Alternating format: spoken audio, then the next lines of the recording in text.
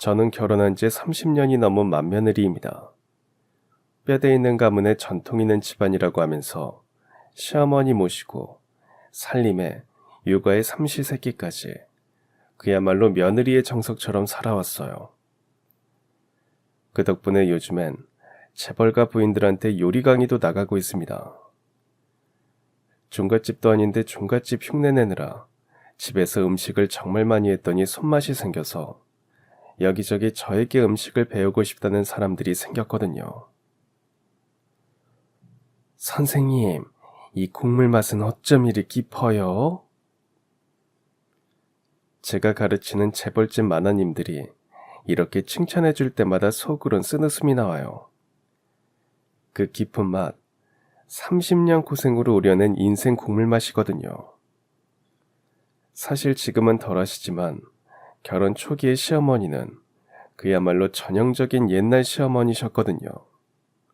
소위 말하는 애미야 국이 짜다, 찌개가 싱겁다로 저를 괴롭히신 터라 덕분에 시집 올 때는 밥만 간신히 하던 제 실력이 요리 선생이 될 수 있을 정도로 확 늘었던 거죠. 그리고 그런 시어머니에게는 남편과 20살 차이가 나는 늦둥이 아들이 있습니다. 시부모님이 아주 늦은 늦둥이를 가지셨는데 시동생이 태어나고 얼마 안 되어서 시아버지가 갑자기 심장마비로 돌아가셨어요. 그때 시동생이 겨우 2살이었죠.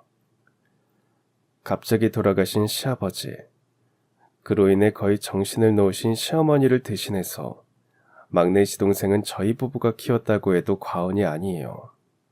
기저귀 갈아주고 이유식 만들어 먹이고 아픈 날은 없고 병원 뛰어다니고 진짜 제 아들처럼 키웠습니다. 제 딸인 지안이보다 시동생에게 더 신경 쓴 것 같아요. 지안이가 좀 커서는 자신보다 시동생에게 더 신경 쓰는 절 보며 질투할 정도로 말이에요. 오죽하면 딸 지안이가 왜 삼촌만 챙겨주냐, 혹시 삼촌이 아들이냐고 할 정도였으니 말 다 했죠. 학교 등록금은 물론이고 유학 자금까지 저희 부부가 고생해서 마련해줬고요. 시집 살림에 시동생까지 뒷바라지하느라 남편 월급만으론 부족해서 제가 요리 강의도 시작한 게 그때부터예요. 여보, 민수 유학비가 생각보다 많이 들 것 같은데 어떻게 하지? 어떻게든 해봐야죠 뭐. 그래도 도련님이 공부 잘해서 유학 가는 건데 뒷바라지 해줘야죠. 고마워. 그리고 늘 당신 고생시켜서 미안해. 도련님은 우리 아들이나 다름없잖아요. 당연한 거예요. 그렇게 30년 가까이 시동생을 키웠습니다. 미국 유학을 보내고 로스쿨까지 마치게 해서 변호사 자격을 취득하게 했죠. 하버드 로스쿨을 졸업하고 미국 대형 로펌에서 일하면서 국제 변호사로 활동했거든요.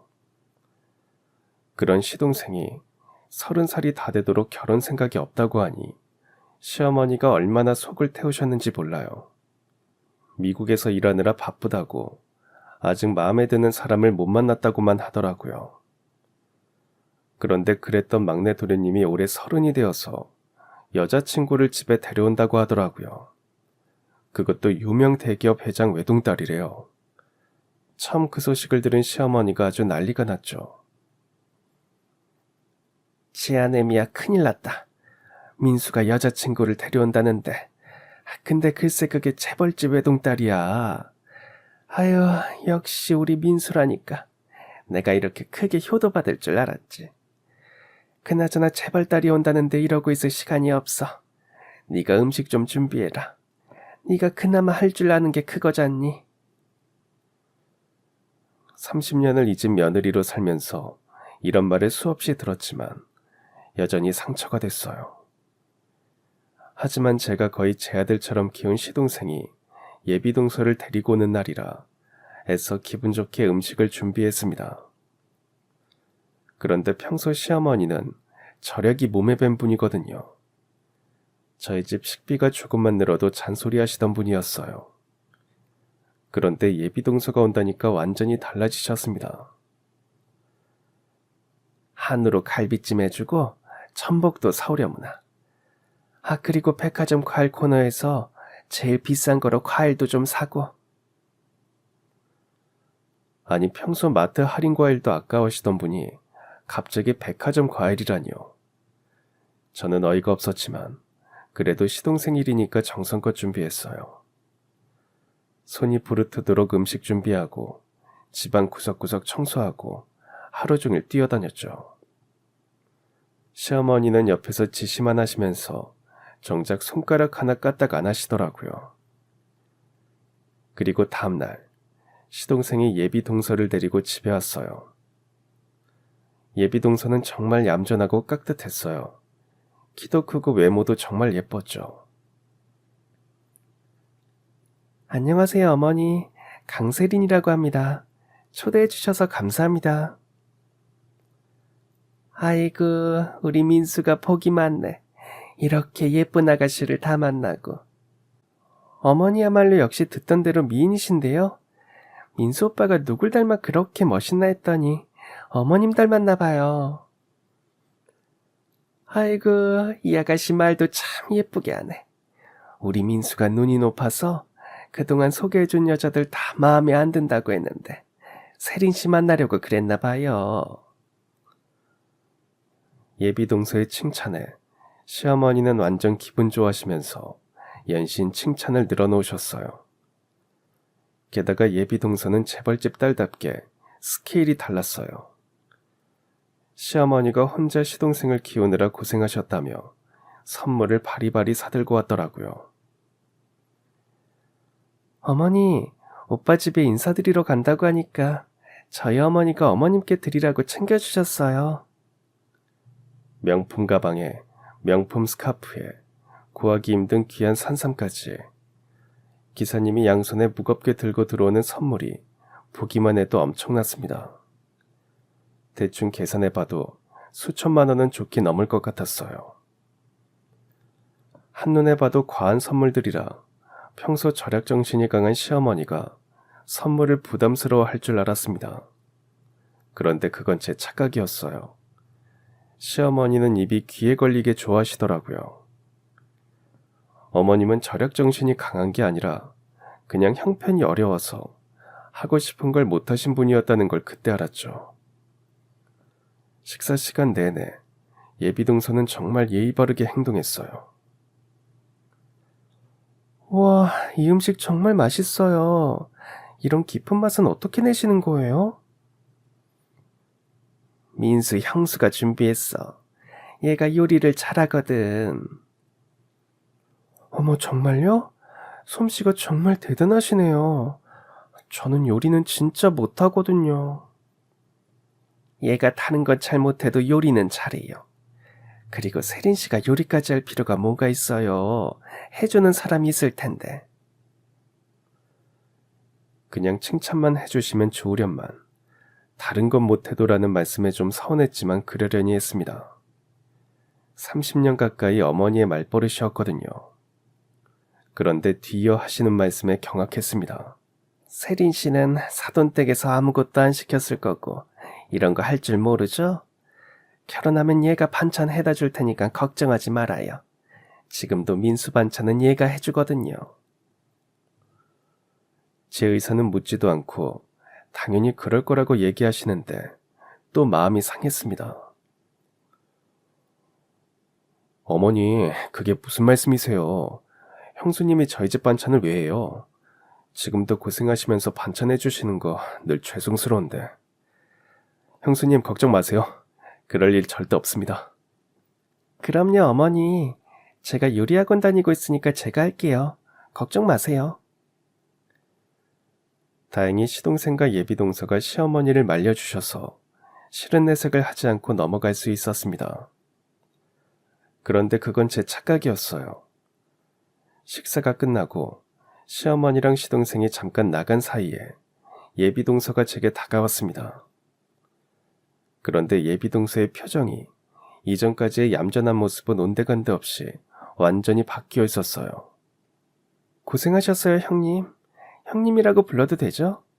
오빠랑 결혼하면 형님이시니까. 네, 그럼요, 세린씨. 오늘 저희 온다고 음식장만 하시느라 고생 많으셨어요. 아니에요. 우리 집에 온 귀한 손님인데 당연하죠. 그리고 도련님과 결혼할 뿐인데 당연히 제가 대접해야죠. 도련님은 저한테 그냥 시동생이 아니라 친동생이나 마찬가지거든요. 오빠한테 들었어요. 잘 길러주셨다고. 그리고 엄마 친구들한테 얘기 많이 들었어요. 저희 엄마 친구들 며느리들이 형님한테 요리 수업 받는다고. 손맛이 좋다고 칭찬하길래 어느 정도인가 했는데 와, 진짜 잘하시네요. 예비동서의 칭찬이 어딘가 아랫사람에게 얘기하듯 하대하는 투였지만 그저 제 느낌일 거라고 생각했습니다. 그런데 다음 순간 예비동서의 행동에서 그게 제 기분 탓이 아니라는 걸 알았습니다. 이건 오늘 고생하신 수고비예요. 라며 5만원짜리 한 장을 딱 내밀더군요. 마치 식당 직원한테 팁 주듯이 말이에요. 저희 집 주방 실장님들도 월급 받으시지만 어머니가 식사하고 나면 매번 이렇게 드리더라고요. 맛있게 먹었으면 꼭 보답을 해야 한다고요. 저를 자신의 집 주방 실장님들과 동급으로 놓고 얘기하는 거였습니다. 그런데 더 가관은 그 뒤에 이어진 말이었습니다. 그리고 오빠가 괜찮다고는 했지만 앞으로도 잘 부탁드려요. 저는 음식 해본 적 없고 아무래도 오빠도 오래 먹어온 손맛이 더 좋을 테니까요. 수고비는 섭섭치 않게 드릴게요. 그 순간 정말 어이가 없었어요. 30년간 이 집 맏며느리로 살아온 제가, 그것도 제가 키운 막내 시동생의 예비 동서한테 수고비를 받는다고요. 게다가 그 말투와 태도가 완전히 저를 가정부 취급하는 거였어요. 뭐라고요? 기분 나쁘게 들으셨나요? 그런 뜻이 아니라 그냥 일에 대한 정당한 대가라는 뜻이에요. 오빠도 형님이 고생하시는 거 안타까워하던데 저희 집 음식 해주시고 저한테 사례비 받으시는 게 더 낫지 않으시겠어요? 어이가 없어서 한마디 더 하려는데 마침 퇴근한 제 딸이 현관문을 열고 들어왔어요. 딸은 올해 27으로 예비 동서보다 2살이 어립니다. 회사에서 바로 온 모양인지 정장 차림이었는데 거실로 들어서자마자 예비 동서와 눈이 마주쳤어요. 지금 저희 엄마한테 무슨 말을... 어머, 세린 언니 아니에요? 들어오면서 예비 동서의 이야기를 들었는지 화를 내려던 딸이 깜짝 놀라면서 말했어요. 삼촌이 데려온다는 예비 숙모가 설마 세린 선배였어요? 어머, 지안이 맞지? 오랜만이네? 두 사람 서로 아는 사이야? 고등학교 2년 선배야. 세린 선배 우리 학교에서 완전 유명했는데. 알고 보니 두 사람이 고등학교 선후배였더라고요. 그런데 고등학교 선후배의 만남인데 서로를 반가워하기보다는 뭔가 분위기가 이상했어요. 바로 서로 표정 관리를 했지만 예비 동서는 얼굴이 하얗게 질렸고 제 딸 지안이는 애써 웃고는 있지만 입꼬리가 떨어지는 것이 억지로 웃는 게 티가 나더라고요. 제 딸이니까 엄마로서 그런 건 금방 알 수 있거든요. 지안아, 잘 지냈어? 여전히 예쁘네. 언니, 지금 그게 저한테 할 소리가... 지안이가 무슨 말인가 더 하려는데 시동생이 거실로 들어왔습니다. 이제 가자, 세린아. 너무 늦으면 안 되잖아. 네, 오빠. 어머니, 형님, 오늘 정말 감사했어요. 그렇게 예비동서와 시동생이 집을 떠났고 저는 음식하느라 벌려놓은 주방을 정리했습니다. 워낙 공주처럼 사시는 시어머니는 그런 건 일절 안 하시거든요. 그런데 문득 딸 지안이의 표정이 평소와는 좀 달랐던 게 생각났어요. 분명 예의 바르게 웃고는 있었지만 그건 제가 아는 진짜 웃는 얼굴이 아니었거든요. 입꼬리는 올라가 있었지만 눈이 웃고 있지 않았습니다. 괜히 신경이 쓰여서 물어봤습니다. 지안아, 아까 그 예비동서 언니랑 무슨 일 있었니? 안 친한 사이 같던데. 아니에요, 엄마. 아무 일도 아니에요. 그냥 학교 다닐 때 좀 유명한 언니였어요. 유명했다고? 어떻게? 그냥 여러모로 부잣집 딸이니까 아무튼 엄마는 신경 쓰지 마세요. 그 말투가 딱 끊어내는 느낌이라 더 이상 묻지 않았습니다. 지안이 성격상 말하기 싫은 건 절대 말 안 하니까요. 그냥 괜한 걱정이었겠거니 했습니다. 그리고 예비동서를 데려다 주고 온 시동생이 예비동서에 대해 물었습니다. 형수님, 세린이 만나보니 어떠셨어요? 예쁘죠? 저한테 얼마나 잘하는지 몰라요. 생전 그런 말을 할 줄도 모르던 시동생이 예비동서에게 푹 빠져 있는 것처럼 보였습니다. 그런 시동생에게 차마 예비동서가 제게 한 말들을 옮길 수가 없었습니다. 네, 예쁘더라고요. 도련님 결혼하려니까 엄청 좋으신가 보다. 네, 좋네요. 세린이 정말 좋은 사람이에요. 처음엔 재벌집 딸이라고 해서 혹시 까칠하지 않을까 걱정했는데 전혀 그렇지 않더라고요. 형수님도 마음에 드시죠? 전 누구보다 형수님이 마음에 드셨으면 좋겠어요. 저한테 어머니보다 더 어머니 같은 분이시잖아요. 시동생은 정말 예비동서에게 빠져 있었습니다. 세린이가 형수님이 만들어주신 반찬 정말 맛있었다면서 형수님한테 요리 배워보고 싶다고도 하더라고요. 앞으로 잘 좀 가르쳐주세요. 결혼을 앞두고 깊이 사랑에 빠진 시동생을 보며 마음이 착잡했지만 두 사람이 행복하다면 제가 받은 상처쯤은 묻어두기로 했습니다. 그런데 며칠 후 예비동서가 혼자서 저희 집을 찾아왔습니다. 형님 안녕하세요. 지안이랑 잠깐 얘기 나눌 수 있을까요? 연락도 없이 다짜고짜 찾아온 예비동서는 지안이와 단둘이 얘기하고 싶다고 하더라고요. 고등학교 후배랑 오랜만에 만나서 그때 이야기나 좀 하고 싶어요. 말은 그렇게 했지만 뭔가 이상하다는 생각은 지울 수 없었어요. 하지만 딸이 잠시 고민하더니 대답했어요. 그래요. 근데 우리 나가서 얘기할까요? 지안이는 밖에서 따로 할 얘기가 있는 듯 예비동서를 데리고 근처 카페로 나갔습니다. 그저 옛 고등학교 선후배가 만나는 자리인데도 저는 계속 불안한 마음이 들었습니다. 그리고 1시간 정도 지났을까 딸이 혼자 들어왔는데 표정이 완전 굳어 있었어요. 지안아, 무슨 일 있었어? 표정이 안 좋은데? 아니에요, 엄마. 그냥 옛날 얘기 좀 했어요. 저 방에 들어갈게요. 그리고 그날 밤 지안이가 갑자기 제 방으로 찾아왔습니다. 엄마, 나 할 말 있어. 그 말을 꺼내는 딸의 눈빛이 단단히 뭔가 결심한 얼굴이었습니다. 평소와는 전혀 다른 모습이었어요.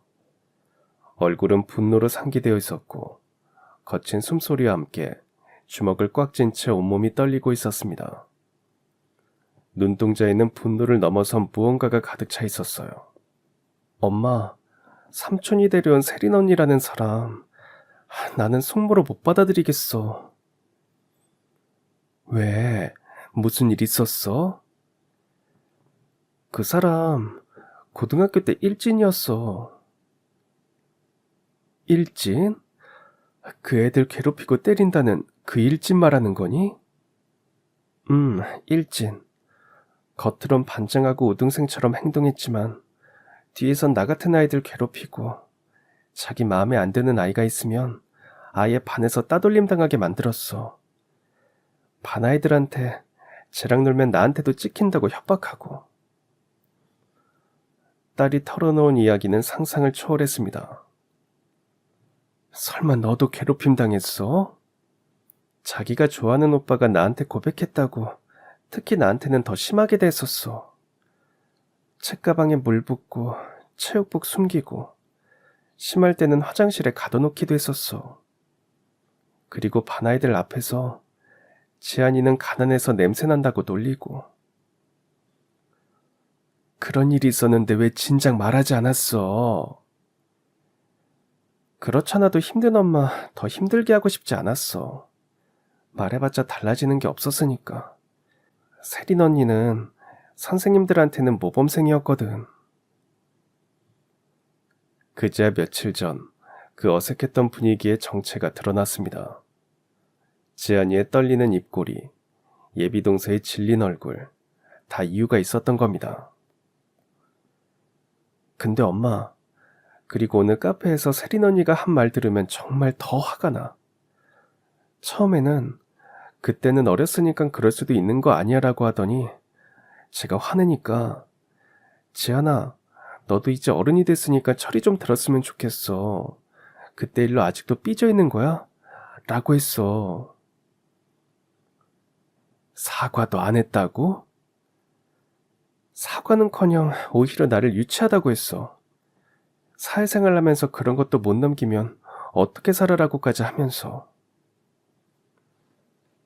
그리고 지안이는 천천히 마치 기억하기도 싫다는 듯 입을 열어 카페에서 있었던 일을 차근차근 말해주기 시작했어요. 그 이야기를 들으면서 저는 점점 더 큰 충격에 빠져들었습니다. 어머, 지안아, 우리 정말 오랜만이네. 그런데 혹시 민수 오빠한테 나에 대해서 뭔가 이상한 얘기라도 한 건 아니지? 설마 그러지는 않았겠지만 그냥 확인차 물어보는 거야. 세리는 달콤한 미소를 지으며 말했지만 그 눈빛만큼은 차갑기 그지없었다고 딸이 말했습니다. 아니요, 저는 아무 말도 하지 않았어요. 할 말도 없고요. 그래? 다행이네. 그런데 지안아, 앞으로도 계속 그렇게 입 다물고 있어. 과거 일은 과거로 묻어두는 게 서로에게 좋지 않을까? 우리 모두 어른이 되었으니까 말이야. 세린의 목소리는 부드러웠지만 그 안에 담긴 위협의 뉘앙스를 딸이 놓칠 리 없었습니다. 그게 언니가 저한테 했던 일들이 단순히 과거를 덮고 넘어갈 수 있는 그런 일들은 아니지 않나요? 게다가 가족이 될 사이라면 더더욱. 어머, 지안아, 설마 지금 나를 협박하려는 건 아니지? 고등학교 때 애들끼리 좀 장난치고 놀던 걸 가지고 그렇게까지 할 필요가 있니? 아, 참 유치하네. 세린의 입꼬리가 차갑게 올라갔다고 했습니다. 마치 딸을 우습게 보는 듯한 표정이었다고요. 장난이었다고요? 언니가 그때 했던 일들이 단순한 장난이었다고 생각하세요? 그럼 그게 장난이지. 내가 너한테 무슨 억하심정이 있다고 그랬겠어? 장난이 살짝 심했던 것뿐이잖아. 그때 우리가 몇 살이었니? 그냥 철없던 시절의 일이라고 하면 안 돼? 지안아, 너도 이제 성인인데 아직도 그런 사소한 일로 삐져 있다니. 아, 참 어른스럽지 못하네. 언니는 그 일에 대해서 후회하거나 미안하다는 생각이 조금도 없으시군요. 지안아, 너희 집 형편이 어떤지 내가 다 알고 있는데 설마 이 결혼 깨고 싶은 건 아니지? 나 하나 되니까 니네 삼촌 만나는 거지. 어느 재벌집에서 너희 집 같은 데랑 사돈 맺고 싶겠어? 솔직히 말해봐. 결혼을 깨는 것보다 나한테 바라는 게 있는 거 아니야? 딸에게 그 말을 전해 들으며 심장이 얼어붙는 느낌이었습니다. 우리 가족을, 제 딸을 그런 식으로 바라본다는 게 믿어지지 않았거든요. 너희 집 사정을 내가 모를 거라고 생각해? 네 어머니가 부인들 모임에서 요리 강의 나가는 것도 다 알고 있어. 그런데 말이야, 내가 한마디만 하면 그 일도 바로 끊어질 수 있다는 거 알고 있니? 그 부인들이 과연 내 말을 믿을까? 아니면 네 어머니 말을 믿을까? 세린의 목소리는 여전히 우아했지만 그 내용은 명백한 협박이었습니다. 지금 그거 협박이에요? 협박이라고? 천만에. 이건 그냥 현실을 말해주는 거야. 지안아, 네가 나를 계속 자극하면 결국 너희 가족만 손해라는 걸 말이야. 민수 오빠는 어차피 내 편이고 나는 재벌가의 딸이야. 너희와는 애초부터 사는 세상 자체가 달라. 딸은 이를 악물며 말을 이었습니다. 그러더니 세린이 갑자기 태도를 바꿔서 울기 시작했다는 거예요. 엄마, 그때 정말 소름 돋았어. 갑자기 눈물을 뚝뚝 흘리면서 완전히 다른 사람이 된 거야. 지안아, 제발. 나는 민수 오빠 없으면 정말 안 되는 사람이야. 이번 결혼마저 깨지면 나는 진짜 끝장이라고. 너도 나 좀 이해해주면 안 될까? 우리 예전부터 친했잖아. 딸은 그 장면을 떠올리며 역겨움을 감추지 못했습니다. 엄마 진짜 역겨웠어. 미안해서 우는 것도 아니고 그냥 자기 처지가 힘들다고 눈물 흘리는 거야. 마치 자기가 피해자인 것처럼 말이야. 저는 그 장면을 상상만 해도 끔찍했습니다. 그렇게 약자인 척 울다가 다시 돌변했다는 이야기를 들으니 더욱 소름이 돋았어요. 하지만 말이야, 네가 뭐라고 해봤자 소용없어. 민수 오빠한테는 이미 내 과거를 다 털어놨거든. 그리고 네 삼촌은 다 이해한다고 했어. 어렸을 땐 누구나 방황할 수 있다고. 정말로 다 말씀하셨다고요? 뭐 그렇지. 디테일하게 다 얘기한 건 아니지만. 하지만 지안아, 너 하나 때문에 이 결혼이 깨진다면 너희 가족이 과연 무사할까? 나도 감정이 있는 사람인데 그냥 당하고만 있을 것 같니? 내가 너희 집을 그냥 두고 보겠어? 딸은 그때 섬뜩했던 순간을 생생하게 기억하고 있었습니다. 엄마, 그 순간 정말 얼굴이 싹 변하는데 너무 무섭더라. 아까까지 울던 사람이 맞나 싶을 정도로 차갑고 싸늘하게 완전 다른 사람 같았어. 아니, 악마 같았다고 해야 맞을 것 같아. 저는 가슴을 부여잡았습니다. 이건 단순한 감정 다툼이 아니었어요. 제 딸을 향한 공개적인 협박이었고 우리 가족 전체를 무시하고 짓밟으려는 악의적인 행위였습니다. 그리고 딸이 말해준 고등학교 시절의 진실은 더욱 충격적이었습니다. 세린이 다른 아이들을 상대로 했던 일진 행위의 끝은 상상 이상으로 참혹했거든요. 엄마, 세린 언니 때문에 하나이가 정말로 옥상에서 뛰어내리려고 했었대.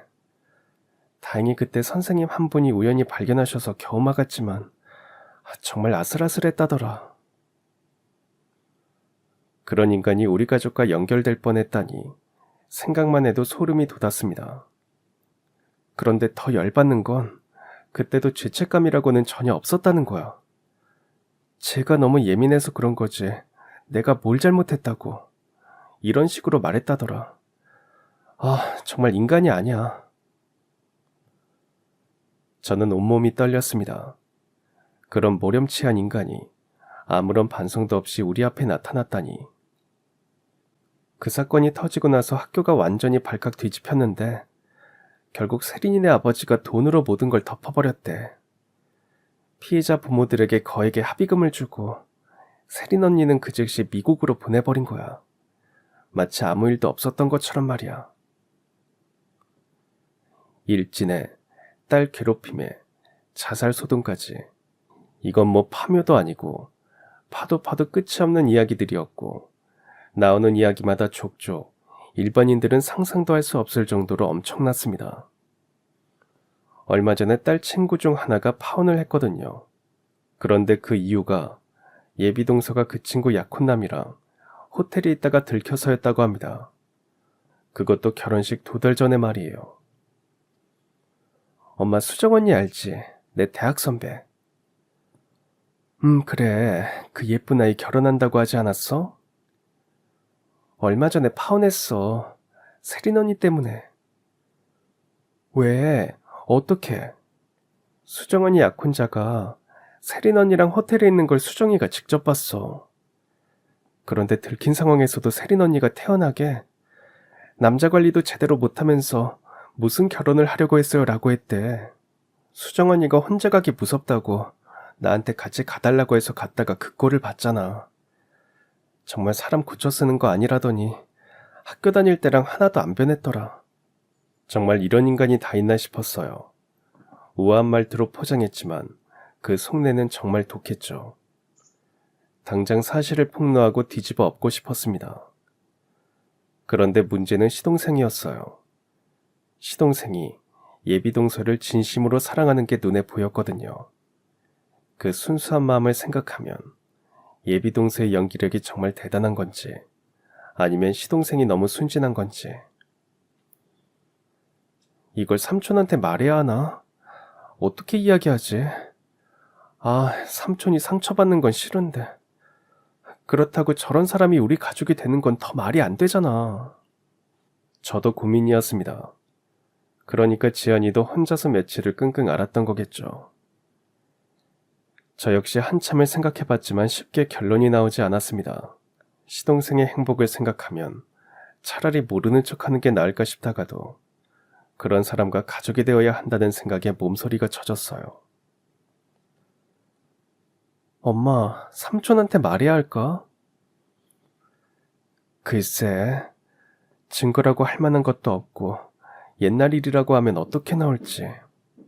하지만 이런 사람이 가족이 되는 건 정말 싫어. 앞에서는 착한 척하고 뒤에서는 엄마랑 나를 무시하고 못살게 굴 게 뻔한데. 그 말에 등골이 서늘해졌어요. 세린이 우리 가족을 어떤 시선으로 바라볼지, 어떤 말들을 할지 생각만 해도 끔찍했습니다. 그날 밤 저는 도저히 잠을 이룰 수가 없었습니다. 시동생의 순수한 마음을 지켜주고 싶은 마음과 그런 사람을 가족으로 받아들여야 한다는 현실 사이에서 괴로웠어요. 하지만 무엇보다도 제 소중한 딸을 그런 환경에 두고 싶지 않았습니다. 이 모든 일의 진실을 어떻게 처리해야 할지, 우리 가족을 어떻게 지켜내야 할지 정말 어려운 선택이었어요. 그런데 며칠 후 예비동서가 또 딸을 불러냈어요. 예비동서도 지연이가 시동생에게 얘기할까봐 발등에 불이 떨어진 거죠. 엄마, 세린 언니가 또 만나자고 하네. 또? 무슨 일로? 내가 삼촌한테 말했는지 안 했는지 무섭겠지. 이렇게 벌벌 떠는 거 보니까 결혼하게 두고 그 언니가 했던 것처럼 괴롭힐까 싶은 못된 생각까지 드는 거 있지? 안 만나도 돼. 굳이 만날 이유가 없잖아. 아니야. 한 번 더 만나서 똑똑히 말해줄게. 내가 말하기 전에 먼저 삼촌이랑 헤어지라고. 의기양양 예비동서를 만나고 온 딸이 해주는 말이 참 가관이었습니다. 처음에 뻔뻔함을 버리고 싹싹 빌며 말했다고 하더군요. 이번에 시동생과의 결혼에 문제가 생기면 자기는 아예 외국으로 쫓겨나서 평생 한국으로 못 돌아올지도 모른다고요. 알고 보니 시동생이 예비동서를 만나게 된 건 예비동서의 재벌 아버지인 회장님 덕분이었어요. 언젠가 시동생이 미국 현지 기업과 관련된 법적 검토 프로젝트를 맡게 되었다는 이야기를 했던 게 생각났습니다. 꽤 복잡하고 민감한 사안이었는데 시동생이 그 일을 아주 능숙하게 처리해서 결국 회사 측이 승소했고 그 회사의 회장이 아주 흡족해했다고도 했었어요. 그리고 예비동서는 바로 그 기업 회장님의 딸이었던 것입니다. 시동생의 일 처리를 인상 깊게 본 회장님이 직접 두 사람의 만남을 주선하셨고 자연스럽게 결혼 이야기까지 이어지게 된 것이었어요. 세린 언니 진짜 급한가 봐. 아주 애걸복걸하더라고. 뭐라고 했는데? 제발 삼촌한테 아무 말 하지 말아달라고. 세린 언니 아버지가 이번에도 문제 일으키면 진짜 끝이라고 했대. 유산 상속도 포기시키고 아예 집안에서 쫓아내겠다고. 그런데 딸이 전해준 세린의 말을 들어보니 정말 기가 막혔어요. 자기 아버지인 회장님이 시동생을 얼마나 마음에 들어하는지, 그래서 어떻게든 망나니 같은 자기 딸과 짝지어주려고 했는지에 대해서도 털어놨다더군요. 세린 언니가 그러는데 아버지가 너 같은 애한테는 이런 남자가 마지막 기회다. 이번에도 망치면 더 이상 기회는 없다고 했다는데.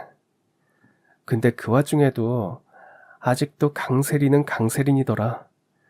내가 원래 이런 거 안 하는데 너니까 특별히 부탁하는 거다라면서 아직도 자기가 우위에 있는 줄 아는 것 같던데. 그동안 얼마나 문제를 일으켰으면 재벌 아버지도 포기하겠다고 나선 건지 정말 자업자득이라는 생각밖에 안 들었어요. 그런데 그 와중에도 딸한테 위에서 시혜를 베푸는 듯한 말투로 부탁한다고 하는 걸 보니 정말 사람은 고쳐 쓰는 거 아닌 게 맞는 것 같았어요. 근데 내가 끝까지 아무 말도 안 하니까 지안아, 너 정말 내 결혼 망치려고? 그럼 너희 가족이 어떻게 될지 알아? 라면서 날 협박했어. 협박을 또 했다고? 그리고 내가 재벌집 딸인 걸 잊었어? 너희 엄마 요리 강의도 끊어버릴 수 있고 민수 오빠 직장에도 영향 줄 수 있어라고 했어. 더 가관인 건 돈 때문에 이러냐면서 얼마나 줄까 그러더라. 누굴 거지로 하나. 그 말을 들으니 정말 화가 났어요. 우리 딸을 돈으로 매수하려고 한다니. 그리고 제 분노가 가시기도 전에 다음날 예비동서가 집으로 저를 찾아왔습니다. 시동생은 회사에 나간 상태였고 지안이도 출근한 후였어요. 예비동서는 처음과는 완전히 다른 모습이었습니다. 처음 왔을 때 그 예의 바른 모습은 온데간데 없었죠. 그래요, 세린씨. 무슨 일로 연락도 없이 찾아왔어요? 내가 집에 없으면 어쩌려고 했나요? 그런 거 알아보는 건 일도 아니죠. 어차피 이런 동네에서 뭐가 바쁘시겠어요. 그나저나 형님, 자식 교육을 어떻게 시키시는 거예요? 갑자기 이게 무슨 소리인가 싶었습니다. 자식 교육이라니. 그건 자기 아빠한테 가서 할 얘기가 아니었나요? 제가 아무것도 모르는 어린 시절에 좀 장난쳤다고 해서 이렇게까지 사람을 몹쓸 년으로 만들어야 되겠어요? 적당히 하시죠. 저는 어이가 없어서 말문이 막혔습니다. 사람이 너무 어이가 없으면 말이 안 나온다는 게 무슨 말인지 알겠더라고요. 사과는커녕 오히려 저희를 나무라다니. 지금 뭐라고 하시는 거예요? 지안이 말이에요. 제가 그렇게까지 말했으면 이제 그만할 때도 되지 않나요? 학교 다닐 때 그거 잠깐 몇 달 힘들었다고 지금 10년도 넘게 지난 일을 끌고 와서 저를 협박하는 건 좀 심한 거 아닌가요? 사람이 진심으로 사과하면 용서할 줄도 알아야 한다는 건 안 가르치셨나 봐요. 아, 그래서 딸이 그 모양인가 보네요. 진심 어린 사과요. 그건 세린 씨가 제 딸에게 먼저 해야 하는 거 아닌가요? 사과했는데요? 지연이가 안 받아서 그렇지. 그리고 아무것도 모르는 10대 때 저지른 일로 너무 우려먹는다고 생각하지 않아요? 아, 솔직히 좀 지겨워요. 그리고 세리는 더욱 충격적인 말을 했어요. 형님 솔직히 얘기하세요. 제 약점 잡고 지연이 앞세워서 돈 좀 뜯어내려는 거 아닌가요? 빤히 보이는데 계속 이러면 민망하잖아요. 세리는 팔짱을 끼고 거만하게 웃으며 말을 이었습니다. 그리고 형님도 좀 이상하신 것 같은데 혹시 저희 집 돈을 노리시는 건 아니죠? 하긴 요리 선생에서 얼마나 벌겠어요. 그 순간 정말 화가 머리끝까지 올랐습니다. 30년을 잊은 며느리로 살면서 이런 모욕을 당한 건 처음이었어요. 당장 나가세요. 우리 집에서 나가라고요. 형님도 참 그러시네요. 제가 뭘 그렇게 잘못했다고. 아, 혹시 제가 너무 직설적이었나요? 죄송해요. 그런데 사실이잖아요. 왕따의 자살 시도에 바람 피워서 파혼까지 하게 만들어 놓고 잘못한 게 없다고요? 하지만 예비동서는 여전히 뻔뻔한 표정으로 말했습니다. 어차피 다 지난 일이고 그 사람들도 돈 주고 잘 정리했어요. 그리고 형님 일도 아닌데 뭘 그렇게 남의 일에 화를 내세요? 형님도 지안이 핑계로 저한테 바라는 게 있는 거죠? 그럼 처음부터 그렇게 말씀하시지. 얼마나 필요하세요? 요즘 민수 씨 형님 일도 잘 안 풀린다고 들었는데 제가 도와드릴게요. 지금 뭐라고 했어요? 아이고, 괜히 돌려 말하지 마세요. 솔직하게 얘기하자고요. 얼마나 원하세요? 그냥 가격표 붙여 놓으세요. 그리고 세리는 명품 지갑에서 돈을 꺼내기 시작했습니다. 일단 이 정도면 되나요? 아니면 더 필요하세요? 아, 이런 동네에서는 이것도 큰 돈이겠네요. 얼만지도 알 수 없는 돈을 마치 객검 주듯 테이블에 툭 던지더라고요. 형님, 이 정도면 몇 달은 생활비에 보탬이 되실 거예요. 그러니까 지안이한테도 말 좀 해주세요. 이제 그만하라고요. 이게 뭐 하는 짓이에요? 형님, 현실을 봐요. 저희 가문과 인연 맺는 게 나쁠 게 없잖아요. 지안이 회사도 더 좋은 곳으로 옮길 수 있고.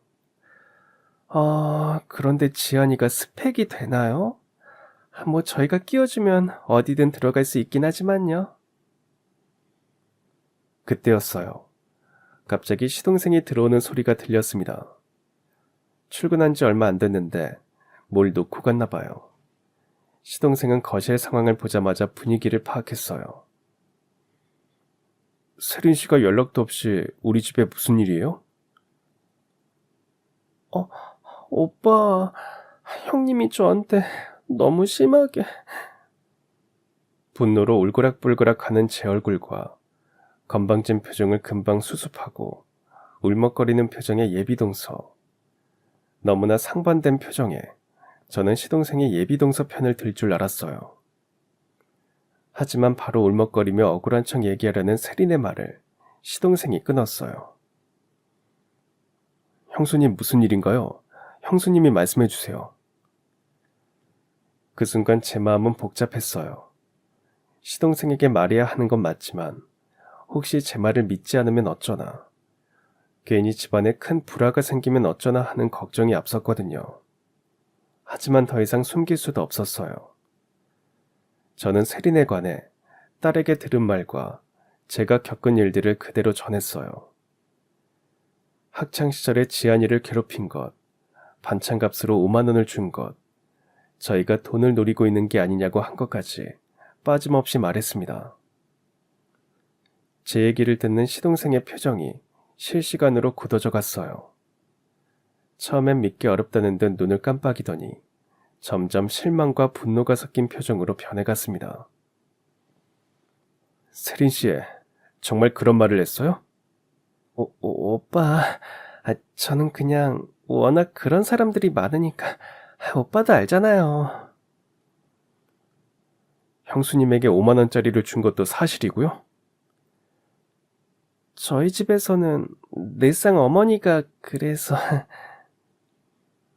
알겠어요, 무슨 얘긴지. 세린 씨의 말을 끊는 시동생의 목소리는 차가웠어요.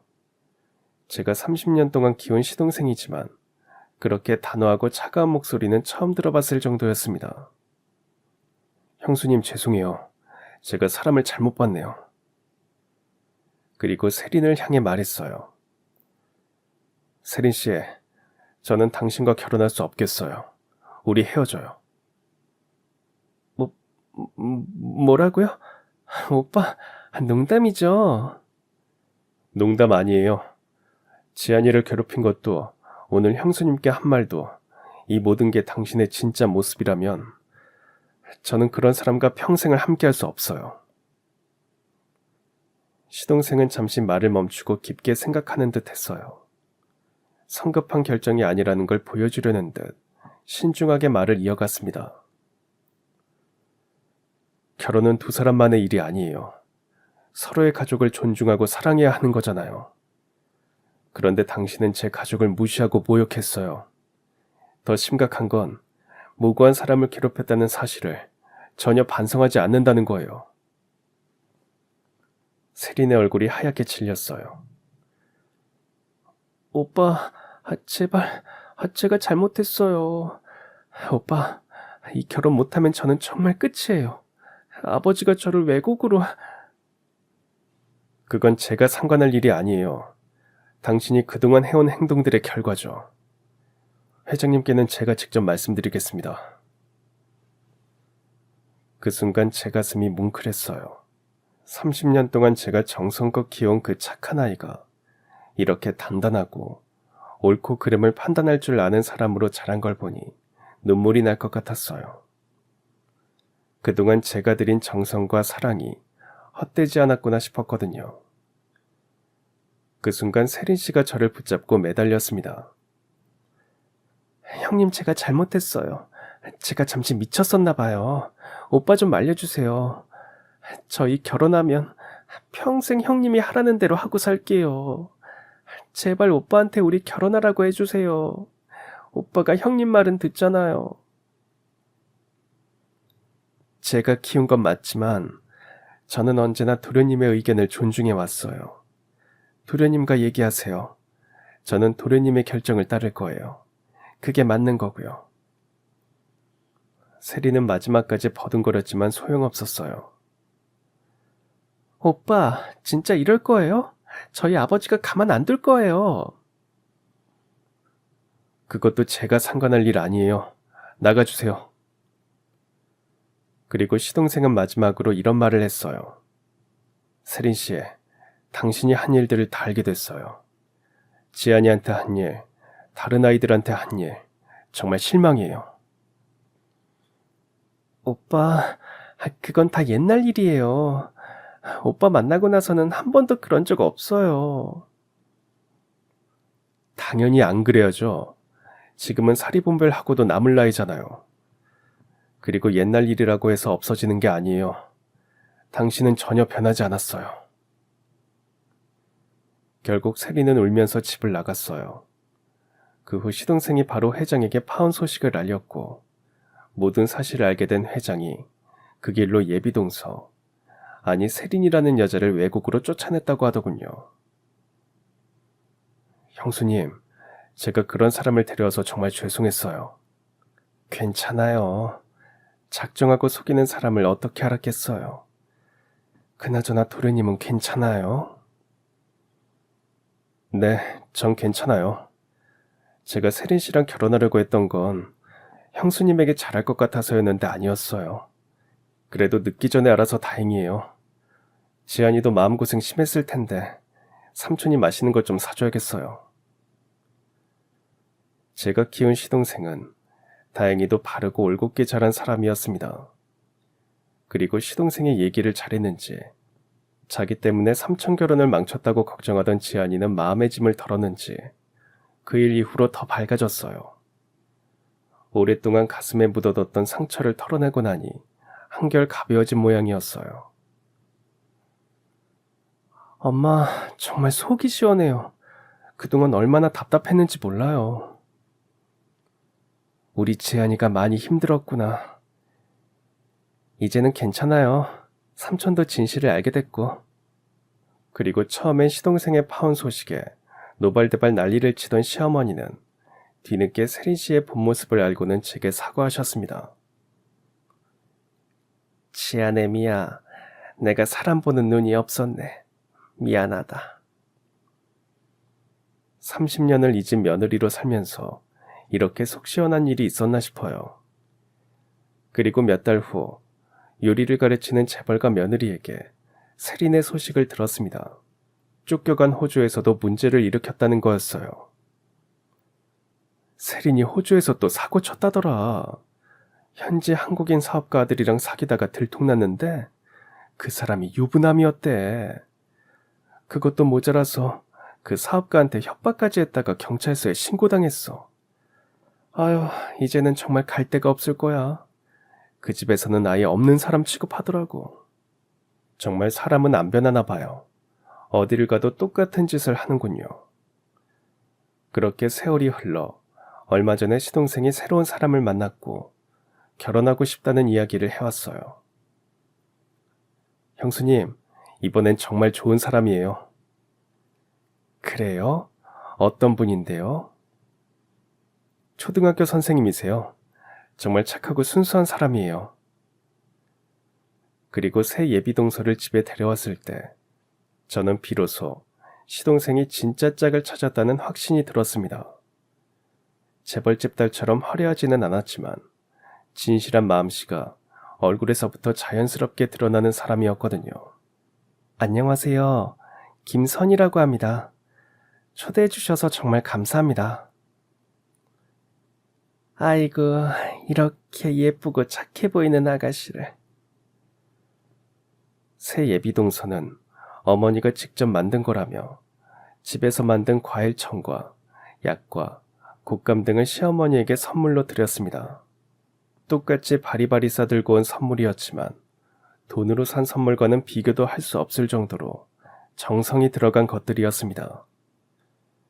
저는 혹시나 선물이 약소하다고 눈치를 줄까 싶어 시어머니를 봤는데 시어머니는 세린 씨 때문에 상처를 크게 받았는지 너무 좋아하셨습니다. 아이고, 이 귀한 걸. 이거 손이 엄청 가는 걸 텐데. 어머니께 정말 감사하다고 전해줘요. 그리고 세린 씨와 또 다른 점은 저희를 보며 바로 인사했다는 거예요. 형님 안녕하세요. 오빠가 형님 얘기를 엄청 많이 했어요. 요리 솜씨가 정말 대단하시다고 자랑을 많이 하시더라고요. 저는 요리를 정말 못해서 혹시 괜찮으시면 나중에 저도 가르쳐 주실 수 있을까요? 오빠한테 맛있는 음식 해주고 싶어서요. 그 옛날 세린과는 달리 진심과 겸손함이 느껴지는 말이었어요. 물론이죠. 언제든지 편하게 오세요. 이번엔 시동생이 정말 좋은 사람을 만난 것 같아 마음이 놓였어요. 그리고 지금 두 사람은 행복하게 결혼 준비를 하고 있답니다. 시동생의 일을 겪으며 진실은 결국 드러나게 되어 있고 선량한 사람들에게는 좋은 일이 찾아온다는 것을 알았습니다. 그 이후로 지안이도 이제는 완전히 밝아졌어요. 얼마 전에는 좋은 사람을 만나서 사귀고 있다는 기쁜 소식도 전해왔고요. 엄마, 나도 남자친구가 생겼어. 정말? 어떤 사람인데? 직장 선배. 좋은 사람이야. 세린 언니 때문에 사람에 대한 불신이 있었는데 이 선배 만나면서 많이 치유받은 기분이야. 그래? 언제 한번 집에 데려와. 엄마가 맛있는 요리 해줄게. 정말? 이 선배 지방에서 올라와서 내가 엄마 반찬 가져다 주면 엄청 좋아했는데 바로 연락해봐야겠다. 신나서 남자친구에게 연락하러 가는 딸의 뒷모습을 보면서 악한 일을 하는 사람은 결국 그 대가를 치르게 되고 선한 마음으로 살아가는 사람들에게는 보상이 따르는 것 같다는 생각이 들었습니다. 우리 가족은 이제 정말 행복합니다. 진심으로 서로를 아끼는 사람들과 함께 살아가고 있거든요. 앞으로도 이런 평화로운 일상이 계속되었으면 좋겠습니다. 그럼 지금까지 사연 들어주셔서 감사합니다. 사연이 재밌으셨다면 구독과 좋아요 부탁드려요. 감사합니다. 안녕히 계세요.